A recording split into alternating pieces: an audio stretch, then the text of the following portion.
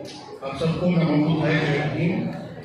रजत भाई का जो वक्तव्य है वो सुनना बहुत जरूरी था, क्योंकि जो ये लड़ाई है, आप और मैं कई बार बहुत कंफर्ट जोन में होते हैं। मेरे स्टूडियो आप लोग विजिट करें तो एसी लगा हुआ है, ठीक स्टूडियो है, तो ऐसा लगता है कि सब कुछ ठीक है आपके आसपास। लेकिन जब ग्राउंड में होते हैं, जो लोग वहाँ असली लड़ाई लड़ रहे होते हैं, उनकी कहानियां सुनना, उनको जानना, उनको समझना और उस अनुभव से गुजरना, जो हमारे बुजुर्ग जिस अनुभव से गुजरे हैं, वो सुनना बहुत जरूरी है। इसलिए रजत भाई के लिए जोरदार तालियां होंगी।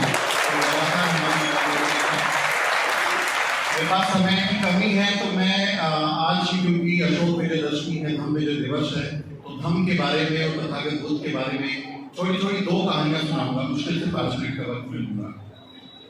ये कहानी इसलिए मैं सुना रहा हूँ क्योंकि अक्सर आप देखते हैं हमारे लोगों को ये बता दिया जाता है कि धर्म जो है, हिंदू धर्म खतरे में है। आप तलवार उठा लो, आप त्रिशूल उठा लो, और एक खास समुदाय के खिलाफ हमारे लोगों को भड़का दिया जाता है। हमारे लोगों को तरह तरह से ये बरगलाने की कोशिश होती है कि धर्म खतरे में है, चलो धर्म को बचाते हैं। गाय खतरे में है, चलो गाय को बचाते हैं। हिंदी खतरे में है, इसलिए अपने बच्चों को हिंदी में पढ़ाते हैं। ऐसी तमाम बातें हमारे साथ में, हमारे दिलों में, दिमाग में भर दी जाती हैं, जबकि उनके बच्चे मौज कर रहे होते हैं। तो एक कहानी है, एक सेठ जी जो हैं, एक बनिया सेठ, उनके पास में 1 करोड़ रुपए का कैश होता है, और वो 1 करोड़ रुपया लेके ट्रेन में बैठ के सफर कर रहे होते हैं। अब रात में चूंकि सफर कर रहे हैं, तो उनको डर था कि भाई उनका पैसा चोरी ना हो जाए, 1 करोड़ रुपया बड़ा अमाउंट है, चोरी ना हो जाए। तो वो एक कहानी बनाते हैं, और सारे जो पैसेंजर्स हैं ट्रेन में उनके साथ जो बैठे हुए, उनको कहते हैं, भाई अभी रात में जो आगे इलाका आएगा ना, जिस इलाके से ये ट्रेन गुजरेगी, वहां डाकुओं का इलाका है। हो सकता है वो ट्रेन में चढ़ जाएं, आपका पैसा छीन ले, आपको मार दें, आपके हीरे जवाहरात जो आपके पास में जेवर हैं वो सब लूट ले। इसलिए सोना मत, जागते रहना, रात भर आप जागते रहना। अब ट्रेन में जो सामान्य जो यात्री हैं, उनके पास, किसी के पास 2000 रुपया, किसी के पास 5000 रुपया, किसी के पास छोटी मोटी चेन या अंगूठी, बहुत कम उनके पास संपत्ति होती है। ट्रेन में इतना लेके कौन चलता है। अब क्या हुआ कि सेठ जी जो हैं पूरी रात आराम से सो गए, और जो ट्रेन के बाकी यात्री थे पूरी रात जागते रहे कि किसी का मंगलसूत्र ना चला जाए, किसी की अंगूठी ना चली जाए। पूरी रात जाग के वो पहरा देते रहे, और सेठ मजे की नींद सोया, और सुबह अपने 1 करोड़ रुपए उठा के अपने स्टेशन पर उतर गया। तो हमें ये देखना है कि कौन हमको बेवकूफ बना रहा है, कौन जो है वो चैन की नींद सो रहा है, कौन मजे कर रहा है, और हमारे लोग उनकी चौकीदारी कर रहे हैं, हमारे लोग उनके लिए पहरेदारी कर रहे हैं। हमको ये चीज समझने की बहुत जरूरत है कि हम इस बात का एहसास करें कि इनके चक्रों में नहीं फंसना है। हिंदू धर्म खतरे में, तो जिनके लिए खतरे में उसको करें।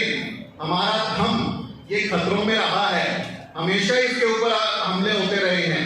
हमारे जितने बुद्ध विहार मिले हैं, जितने स्मारक मिले हैं, कोई भी जमीन के ऊपर नहीं मिला, सब जमीन के नीचे मिले, सब जमीन में गाड़ दिए गए थे।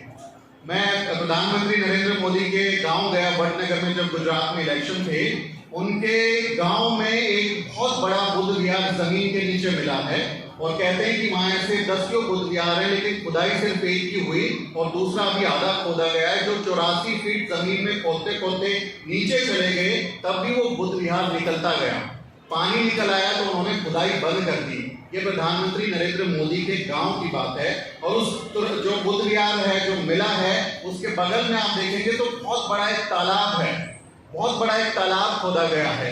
तो अक्सर ये कहा जाता है कि गांव देहातों में, ऐसे इलाकों में जहां तालाब खोदे गए हैं, असल में उस तालाब की मिट्टी जो है वो बुद्ध विहारों को दफनाने के लिए थी, उनको जमीन में गाड़ने के लिए थी कि वो गड्ढे करे, मिट्टी उठाई, और हमारे जो बुद्ध विहार थे, हमारे जो स्मारक थे, हमारे जो लोग रहते थे, उनके घरों को, उनकी संपत्तियों को जमीन में दफन कर दिया। और इस तरह से आप देखेंगे बड़े बड़े आपको तालाब, जोहड़ इस तरह के इलाकों में मिलते हैं।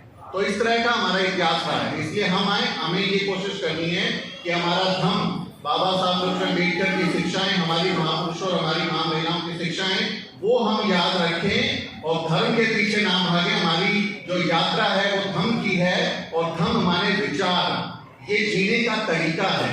तथागत बुद्ध कहते हैं कि आपको जिंदगी कैसे जीनी है, आपको किस तरह से समरसता के साथ, समानता के साथ, न्याय मैत्रीशील के साथ काम करना है, उसका मैं तरीका बताता हूँ।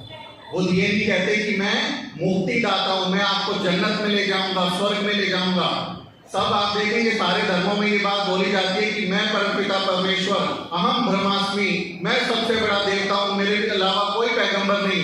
लेकिन तथागत कहते हैं मेरी बात को मत मानो, मैंने कह दिया इसलिए मत मानो, बल्कि उसमें अपना दिमाग लगाओ, तर्क लगाओ, और आपको लगता है कि वो बात सही है तो मानो।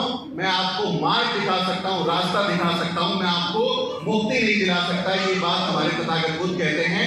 इसलिए हमें उनकी शिक्षाओं पर चलना है, और जो रास्ता बाबा साहब डॉक्टर अम्बेडकर ने दिलाया था, दिखाया था, अशोक सम्राट अशोक ने दिखाया था, उस रास्ते पर हमें चलना है। और मैं बस एक आखिरी कहानी बता रहा हूँ कि हमारे जो लोग हैं आपस में कई बार हम देखते हैं, मैं अनुभव करता हूँ कि हमारे आसपास के घर वाले बड़े धार्मिक होते हैं, बड़ा धर्म के प्रति उनका, चूंकि बचपन से ही धर्म दिमाग में घुसा दिया जाता है, तो हिंदू धर्म हो या बाकी अन्य धर्मों उसमें फंसे रहते हैं। और जब हम उन्हें समझाते हैं तो कई बार हमारा झगड़ा हो जाता है उनके साथ, वो आपसे नाराज हो जाते हैं, आपसे बात नहीं करते हैं। वो कहते हैं कि नहीं, ये आप हमारे धर्म के खिलाफ बात कर रहे हैं, आप खराब आदमी, आप पापी आदमी हैं, आपसे बात नहीं करते। तथागत बुद्ध के जीवन का एक प्रसंग है। तथागत बुद्ध का जब महापरिनिर्वाण हुआ तो उनको पता था कि उनका महापरिनिर्वाण होने वाला है, और जो उनके प्रिय शिष्य थे आनंद, जो आखिरी वक्त में उनके साथ रहे, उनसे उन्होंने पूछा था कि क्या मैं, अगर तुम चाहो तो मैं इस दुनिया में अनंत काल तक रह सकता हूं, जब तक ये दुनिया रहेगी। लेकिन आनंद उसका जवाब नहीं देते हैं, और तथागत जो है फिर उस पर मुस्कुराते हुए फैसला लेते हैं। अपनी यात्रा को जब वो आगे बढ़ाते हैं तो उनके एक शिष्य वहां उनको मिलते हैं, चुंड उनका नाम होता है, और वो कहते हैं कि आप आज हमारे यहाँ रुके हैं इस इलाके में, तो आप आइए और हमारे घर में खाना खाइए, भोजन कीजिए। और चुंड के पास बहुत ज्यादा संपत्ति नहीं थी, बहुत ज्यादा उनके पास साधन नहीं थे, तो वो जो है कुछ ऐसी सब्जियां, कुछ पत्ते, कुछ साग इस तरह का तोड़ के लाते हैं। जैसे आप सब जानते हैं, हम गांव देहात में होते हैं तो हम जो है चौलाई खाते हैं, बथुआ खाते हैं, साठी एक ऐसा एक वनस्पति होती है, उसको खाते हैं, तो उसका साग बनाते हैं। इसी तरह का कुछ वो वनस्पति चूर्ण वो लेके आते हैं, और जब उसको खिलाते हैं तो वो दरअसल जहरीली होती है, उसमें जहर होता है। और तथागत को ये बात पता होती है इसमें जहर है, लेकिन चूंकि उनके शिष्य ने इतने प्रेम से, इतनी श्रद्धा से उनको वो समर्पित की है, तो वो उसको खा लेते हैं।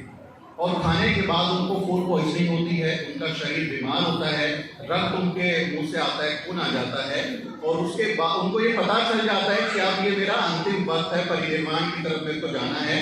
अब यहाँ आप देखिए कि तथागत बुद्ध कैसे अपने आसपास के लोगों को समझाते हैं। वो बताते हैं उन लोगों को कि देखो ये वक्त अब मेरे महापरिनिर्वाण का है, लेकिन मेरे को जिसने ये खाना दिया है, इंसान ने मेरे को, मेरे पूरी जिंदगी में दो लोगों का खाना सबसे इम्पोर्टेंट मैं मानता हूँ जिसने मुझे खाना दिया। एक सुजाता जिन्होंने खीर खिलाई, जब मैं आध्यात्मिक मार्ग पर चल रहा था और परेशान हो गया था तो सुजाता ने खीर दी। और एक ये मेरा आखिरी खाना, मेरा लास्ट जो मील है जो मुझे चुंड ने दिया है, ये बहुत महान काम है, और मेरे जाने के बाद इसको तकलीफ मत पहुंचाना। ये नहीं कि उसकी मॉब लिंचिंग कर दो, उसको परेशान कर दो, नहीं, आप उनको सम्मान देना और उनके साथ अच्छे से बात करना, उनको समझाना और प्रेम से रहना। तो हमें तथागत बुद्ध के संदेश से ये देखना चाहिए कि जिस व्यक्ति के काम से उन्होंने अपने सांस त्याग दिए, जिन्होंने महापरिनिर्वाण त्याग कर दिया, उस व्यक्ति से कितने आनंद के साथ, कितने प्रेम के साथ, कितने मेल मिलाप के साथ रहते हैं और संदेश देते हैं कि हमें मिल के रहना है। इसलिए आप इस प्रसंग से सीख लें कि आपके आसपास के लोगों से जब इस तरह की बात हो, धार्मिक बात हो, तो आप उन्हें प्रेम से समझाएं, छोटे छोटे एग्जाम्पल दें और प्रेम से उनसे बात करें, उनकी भावनाओं को ठेस ना पहुंचाएं। उन्हें आप अगर कुछ बुला बुरा बोलेंगे तो वो कल आपसे मिलेंगे ही और फिर आपका संवाद खत्म हो जाएगा। धीरे धीरे बात करते रहे, एक दिन जो है मौका आएगा। मैं पिछली बार आया था तो उदाहरण देके गया था, मेरे हाथ पे तथागत बुद्ध का टैटू है और ये यहाँ जो है टाइगर बना है, पहले यहाँ जय माता दी लिखा था, यहाँ पर ओम लिखा था। तो ये जब जैसे तथागत बुद्ध को जब ज्ञान की प्राप्ति हुई ना, तो जिस दिन आपको ज्ञान की प्राप्ति हो जाती है आप बुद्ध हो जाते हो, आपको तथागत बुद्ध की अनुकंपा मिल जाती है। तो जब जागेंगे, जब बुद्ध की अनुभूति होगी, तो ये ओम से बुद्ध की यात्रा हम लोग तय करेंगे। समझाते रहें, वही काम आएगा। आपने मुझे बुलाया, सम्मान किया, बहुत बहुत शुक्रिया। लगातार तीसरे साल आपके बीच में हूँ, फिर मुलाकात होगी।